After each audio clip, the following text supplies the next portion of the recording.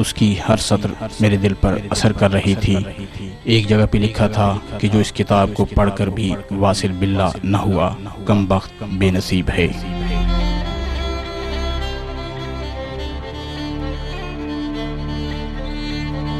سرکار گوہر شاہی مغرب کے وقت حضرت لال شہباز قلندر رحمۃ اللہ کے دربار پر پہنچے۔ لوگ دھمال کر رہے تھے اور اپنے حال سے بے خبر لوٹ پوٹ ہو رہے تھے۔ سرکار فرماتے ہیں کہ میرے کان میں آواز آئی، شہباز کے عاشقوں کا یہ حال ہے اور تو اللہ کے عشق کا دعوے دار ہے۔ اسٹیشن کے سامنے والی پہاڑی پر چلا جا اور جو طریقہ نور الہدیٰ میں لکھا ہے اسی طریقہ سے تصور کے ساتھ اسم ذات کا ذکر کر۔ میں اسی وقت پہاڑی کی طرف چلا گیا اور اسم ذات کے ذکر میں مشغول ہو گیا۔ دل کی دھڑکن سخی سلطان بہو رحمۃ اللہ کے دربار سے ہی نمایاں ہو گئی تھی اور آج وہی دھڑکن اللہ میں تبدیل ہو گئی تھی۔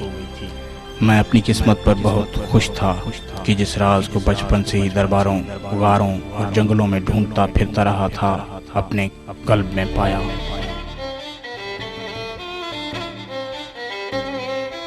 سیون اسٹیشن کے ساتھ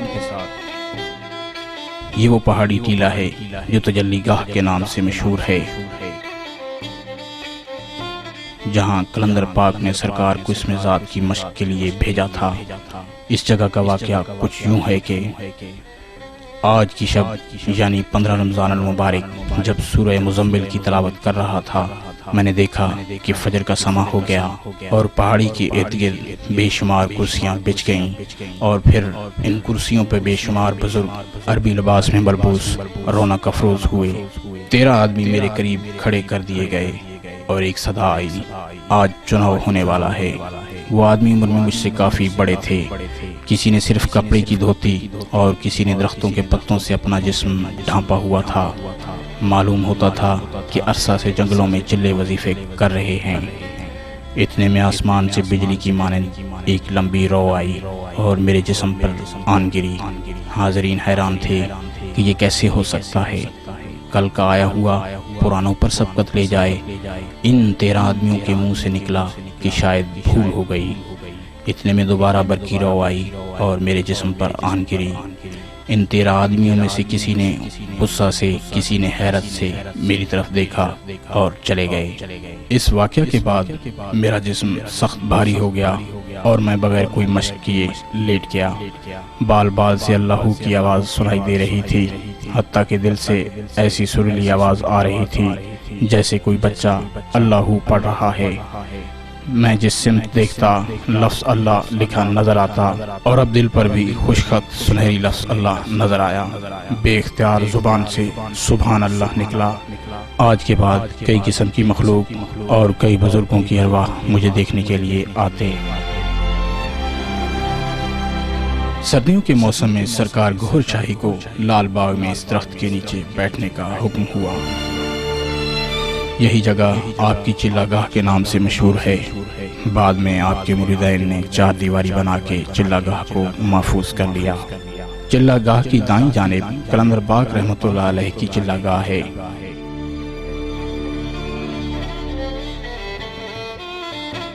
آپ کی کتاب روحانی سفر میں 50 سالہ مستانی مائی کا بھی ذکر ہے جو کہ شیطان کی چیلی تھی اور سرکار گوہر شاہی کو طرح طرح کے ہیلے بہانوں سے اصل راہ سے ہٹانے پر مامور تھی۔ سرکار کی چلہ گاہ کے ساتھ ہی اس جگہ مستانی مائی کی جھونپڑی ہوا کرتی تھی۔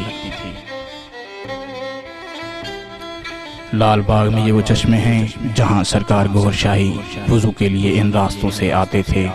اسی چشمے کے پاس جو کھجور کا درخت ہے، روضہ رسول صلی اللہ علیہ وسلم کی آمد کا واقعہ رونما ہوا تھا۔ سرکار گوہر شاہی فرماتے ہیں کہ رات کے تقریباً 3 بجے ہوں گے، ذکر کی مشق کے بعد کھڑے ہو کر درود شریف کا ورد کر رہا تھا۔ فجر کا سما ہو گیا، چشموں کی طرف سے بے شمار مرد عورتیں قطار در قطار کھڑے ہیں۔ سوچتا ہوں کہ آج کوئی بلند مرتبہ ملنے والا ہے۔ یہ لوگ مجھے دیکھنے کے لیے آئے ہیں، لیکن خیال آتا ہے کہ ان کی پشت میری طرف ہے، یہ کسی اور کا انتظار کر رہے ہیں۔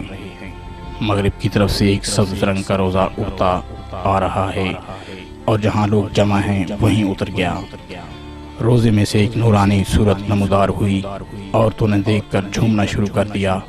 ان کی زبان پر یہ الفاظ تھے: یا نبی سلام علیک، یا رسول سلام علیک۔ مرد بھی جھوم رہے تھے اور الصلاۃ والسلام علیک یا رسول اللہ پڑھ رہے تھے۔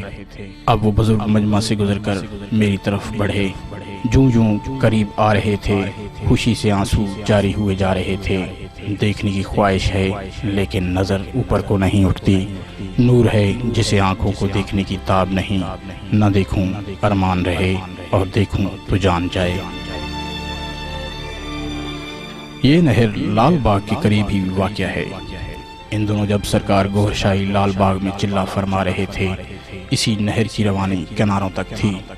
آپ نے روحانی اشارے کے مطابق اس پل سے نہر میں چھلانگ لگا دی تھی۔ حکم ربی سے پانی نے راستہ آپ کے لیے چھوڑ دیا اور آپ صحیح سلامت کنارے تک پہنچ گئے۔ یہ واقعہ آپ کی آزمائش تھی اور آپ فرماتے ہیں ہمیں اس آزمائش سے بھی گزرنا پڑا۔ نہر کے پاس سڑک کے کنارے یہ چائے کے اس ہوٹل کے نشانات ہیں جہاں سرکار گوھر شاہی اکثر چائے پینے کے لیے آتے تھے۔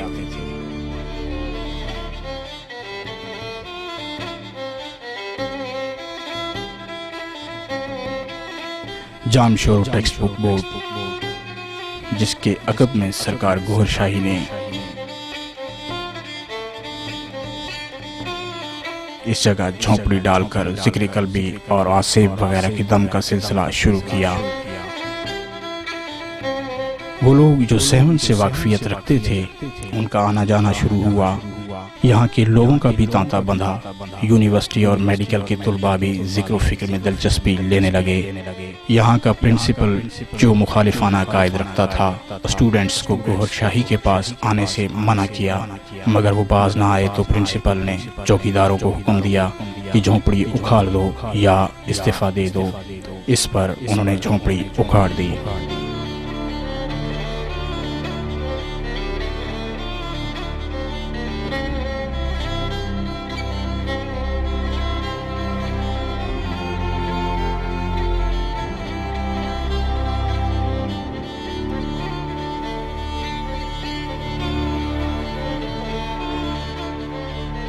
لطیف آباد، حضرت شاہ عبداللطیف بھٹائی کے نام سے مشہور حیدرآباد کا یہ علاقہ، جہاں 88A بریلی کالونی کا یہ گھر جس میں سرکار گوھر شاہی رہائش پذیر ہوئے، ڈاکٹر عبدالقیوم جن کا انتقال ہو چکا ہے اس گھر کے مالک تھے۔ سرکار گوھر شاہی اسی جگہ 1989 رمضان شریف کی ابتدائی تاریخوں میں تشریف لائے تھے اور آتے ہی فرمایا تھا کہ 5-6 سال گزر اوقات ہو جائے گی۔ اس کمرے میں سرکار شاہ صاحب کی اہلیہ اور بچے رہائش پذیر تھے اور یہ کمرہ سرکار کے زیر استعمال رہا۔ مرحوم مشتاق ملنگ جو کہ لال باغ 7 سے ہی سرکار کے ساتھ رہے اور سب سے پہلے ذکر قلب حاصل کیا، انہوں نے کچھ اینٹوں کا بندوبست کر کے کمرے کی بنیاد رکھی۔ شروع میں کمرے پر ترپال کا سایہ کیا گیا، بعد میں ٹین کی چھت اور پھر کچھ عرصہ بعد پختہ چھت کا بندوبست ہوا جو آج تک موجود ہے۔ بعد نماز عصر سرکار شاہ صاحب اس کھڑکی کے پیچھے بیٹھ کر مریضوں کو دم فرماتے، ان کے مسائل سنتے اور پانی بھی دم کر کے دیا جاتا، جس سے بہت سے لا علاج مریض شفا یاب ہو جاتے۔ یہ سلسلہ آج بھی جاری ہے۔ اسی جگہ انجمن سرفروشان اسلام کی بنیاد رکھی گئی جو 1989 میں 4 افراد پر مشتمل تھی اور بعد میں پورے پاکستان میں اس کے مراکز قائم ہو گئے۔ یہیں پر آپ نے مینار نور، تریاق قلب، روحانی سفر جیسی مایا ناز تصوف پر مبنی کتب تحریر فرمائی۔ مرحوم قیوم بھائی کی یہ موٹر سائیکل ابتدا میں مشن کی فروغ کے لیے سرکار شاہ صاحب کے زیر استعمال رہی۔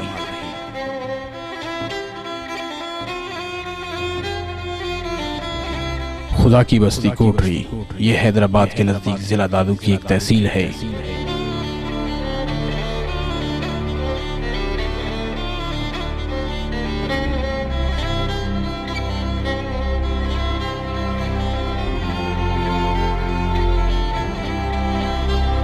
جہاں سرکار گہر شاہی کی رہائش گاہ ہے، جو کہ ابتدا میں بطور آستانہ کے استعمال کی گئی۔ مرکزی اعتکاف اور سالانہ 11ویں شریف کی ابتدا بھی یہیں سے ہوئی۔